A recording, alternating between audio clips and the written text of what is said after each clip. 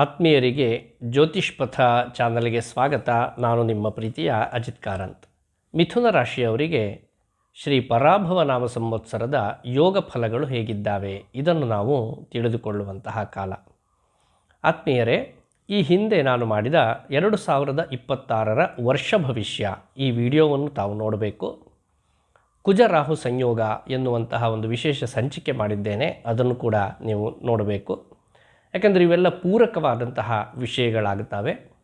ಆ ಬಳಿಕ ಈಗ ಹೇಳುವಂತಹ ಫಲಾಫಲಗಳನ್ನು 100ರಲ್ಲಿ 30 ಭಾಗ ಎನ್ನುವುದಾಗಿ ನೀವು ಗ್ರಹಿಸಬೇಕು. ಉಳಿದಂತೆ ನಿಮ್ಮ ಜಾತಕದ ಯೋಗ, ನಡೆಯುವಂತಹ ದಶಾಭುಕ್ತಿಯ ಯೋಗ ಇದನ್ನು ಕೂಡ ಸಮನ್ವಯ ಮಾಡಿಕೊಂಡಾಗ ಸಂಪೂರ್ಣ ಫಲ ಎನ್ನುವಂಥದ್ದು ನೀವು ತಿಳಿದುಕೊಳ್ಳುವ ಹಾಗಾಗತ್ತೆ. ಹೆಚ್ಚಿನವರು ಇದನ್ನು ಗಮನಿಸುವುದಿಲ್ಲ, ಹಾಗಾಗಿ ನಾನು ಮತ್ತೆ ಇದನ್ನು ಹೇಳಬೇಕಾದಂತಹ ಸ್ಥಿತಿ ಬಂದಿದೆ. ಶ್ರೀ ಪರಾಭವ ನಾಮ ಸಂವತ್ಸರ ಇದೊಂದು ವಿಚಿತ್ರ ರೀತಿಯಲ್ಲಿ ಸಂಗತವಾಗಿದೆ. ಯಾಕೆಂದರೆ ವಿಶ್ವಾವಸು ನಾಮ ಸಂವತ್ಸರದ ಅಮಾವಾಸ್ಯೆಯ ದಿವಸವೇ ಪರಾಭವ ನಾಮ ಸಂವತ್ಸರದ ಚೈತ್ರ ಶುದ್ಧ ಪಾಡ್ಯ ಬಂದಿದೆ. ಅಂದರೆ ಉಪರಿತಿಥಿ ಅಂತ ನಾವಿದನ್ನು ಕರೆಯುತ್ತೇವೆ.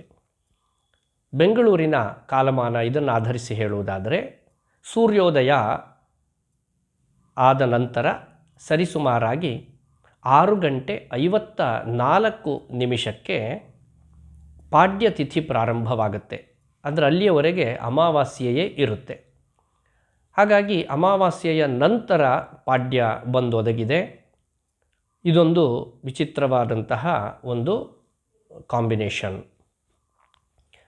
ಹೀಗಿರುವಾಗ ಆ ಕಾಲಕ್ಕೆ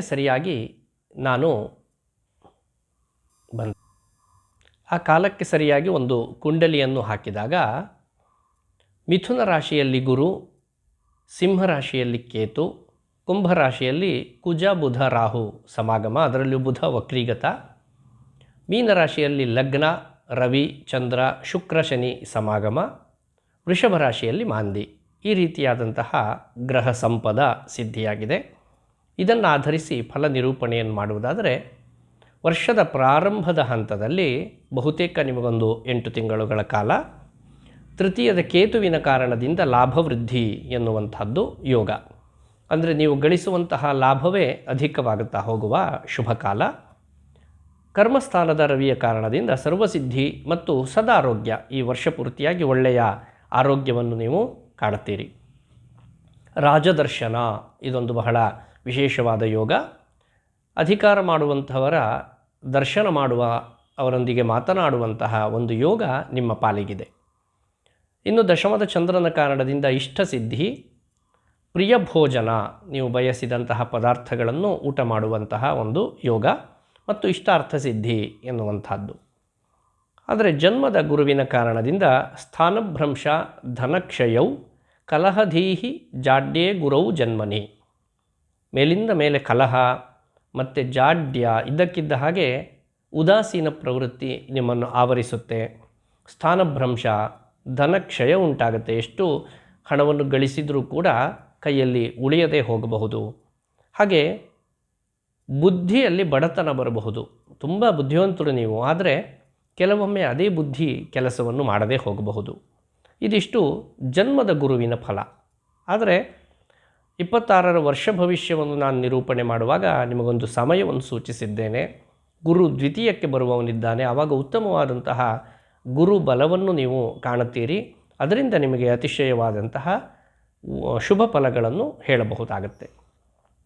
ಇನ್ನು ನವಮದ ಕುಜನ ಕಾರಣದಿಂದ ಧರ್ಮಸ್ಥೆ ಅರ್ಥಪರೀಕ್ಷಯ ಪರಿಭವೋ ವ್ಯಾಧಿಶ್ಚ ಭೂನಂದನೆ.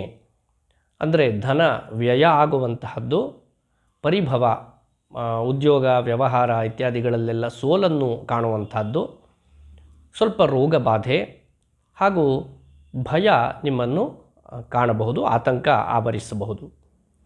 ನವಮದ ರಾಹುವಿನ ಕಾರಣದಿಂದ ಪಾಪಬುದ್ಧಿ ಎನ್ನುವಂಥದ್ದು ಕೂಡ ಇದೆ. ಒಂದು ಸದಾಚಾರ ಪ್ರವೃತ್ತರಾದಂತಹ ನಿಮಗೆ ಇದ್ದಕ್ಕಿದ್ದ ಹಾಗೆ ಆ ದಾರಿಯನ್ನು ಬದಲಾಯಿಸಿ ಒಂದು ಮಾಡಬಾರದ ಕೆಲಸವನ್ನು ಮಾಡುವ ಒಂದು ಆಲೋಚನೆ ಬರಬಹುದು. ಇನ್ನು ಭಾಗ್ಯದ ಬುಧನ ಕಾರಣದಿಂದ ದೇಹ ಜಾಡ್ಯ ಮತ್ತು ವಿಘ್ನ ಎನ್ನುವಂಥದ್ದು. ದಶಮದ ಶುಕ್ರ ಕಲಹ ಮತ್ತು ಅವಮಾನವನ್ನು, ದಶಮದ ಶನಿಯಿಂದ ಉದ್ಯೋಗ ವಿಘ್ನ ಮತ್ತು ಕೃಷಿ ಕಾರ್ಯಹಾನಿ ಎನ್ನುವಂತಹ ಯೋಗ ಫಲವನ್ನು, ಕರ್ಮಾಪ್ತಿ ಕರ್ಮ ಯೋಗ ಎನ್ನುವಂಥದ್ದು ಅಂದರೆ ಮನೆಯ ಹಿರಿಯರಿಗೆ ಏನಾದರೂ ತೊಂದರೆ ಸಂಭವಿಸುವ ಸಾಧ್ಯತೆಗಳನ್ನು ನಾವಿಲ್ಲಿ ಹೇಳಬಹುದಾಗತ್ತೆ. ಆದರೆ ಇದು ನಿಮ್ಮ ಜಾತಕದಲ್ಲಿಯೂ ಆ ಯೋಗಾವಳಿ ಇರಬೇಕು, ದಶಾಭುಕ್ತಿಯ ಕಾಲಫಲದಲ್ಲಿಯೂ ಕೂಡ ಅದು ಇರಬೇಕಾಗತ್ತೆ. ವ್ಯಯದ ಮಾಂದಿಯ ಕಾರಣದಿಂದ ದುಸ್ವಪ್ನ ಮತ್ತು ಉಗುರಿನಲ್ಲಿ ತೊಂದರೆ ಹಾಗೂ ತೇಜೋಹಾನಿ ಎನ್ನುವಂತಹ ಯೋಗಗಳು ಕಂಡುಬರುತ್ತವೆ. ಮಿಥುನ ರಾಶಿಯವರು ವರ್ಷಪೂರ್ತಿಯಾಗಿ 8 ಗುಣ ಆದಾಯವನ್ನು ಕಂಡರೆ 11 ಗುಣ ವ್ಯಯವನ್ನು ಕಾಣ್ತೀರಿ. ಆರೋಗ್ಯ 6, ಅನಾರೋಗ್ಯ 6. ರಾಜಪೂಜಾ ಎನ್ನುವಂಥದ್ದು 0 ರಾಜಕೋಪ 5 ಅಂದರೆ ಅಧಿಕಾರಿ ವರ್ಗದವರು ನಿಮಗೆ ಪೂರ್ಣವಾಗಿ ಸಹಕಾರವನ್ನು ಕೊಡಲಾರರು ಎನ್ನುವಂಥದ್ದು. ಸುಖ 6, ದುಃಖ 3 ಎನ್ನುವಂಥದ್ದು ಯೋಗ ಫಲ. ಹೀಗೆ ಶುಭಾಶುಭ ಫಲಗಳು ಮಿಥುನ ರಾಶಿಯವರಿಗಿದೆ. ನಿಮ್ಮ ಯೋಗಾವಳಿಯನ್ನು ನೀವೊಮ್ಮೆ ಪರಿಶೀಲನೆ ಮಾಡಿ ಸೂಕ್ತ ಪರಿಹಾರಾದಿಗಳನ್ನು ನೀವು ಖಂಡಿತವಾಗಿ ಮಾಡಿಕೊಂಡರೆ ಪರಾಭವ ನಾಮ ಸಂವತ್ಸರ ನಿಮಗೆ ಅತ್ಯಂತ ಶ್ರೇಯಸ್ಸನ್ನು ಕೊಡುವ ವತ್ಸರ. ಪರಿಹಾರಾರ್ಥವಾಗಿ ನವಗ್ರಹರ ಆರಾಧನೆ ಹಾಗೂ ಶ್ರೀ ಲಲಿತಾ ಮಹಾತ್ರಿಪುರ ಸುಂದರಿಯ ಆರಾಧನೆ ಹಾಗೂ ದುರ್ಗಾನುಷ್ಠಾನ ಇದನ್ನು ನೀವು ನಿರಂತರವಾಗಿ ಮಾಡುವುದರಿಂದ ಪರಾಭವ ಸಂವತ್ಸರದಲ್ಲಿ ನೀವು ಅತಿಶಯವಾದಂತಹ ಕೀರ್ತಿಯನ್ನು, ಯಶಸ್ಸನ್ನು, ಸಂಪತ್ತನ್ನು ಪಡೆಯುವುದರಲ್ಲಿ ಯಾವುದೇ ಅನುಮಾನವಿಲ್ಲ. ಮಿಥುನ ರಾಶಿಯವರಿಗೆ ಹೊಸ ಸಂವತ್ಸರ ಶುಭ ಪರಂಪರೆಯನ್ನು ತರಲಿ ಎನ್ನುವುದಾಗಿ ಹಾರೈಸ್ತೇನೆ. ಧನ್ಯವಾದಗಳು. ಶುಭವಾಗಲಿ.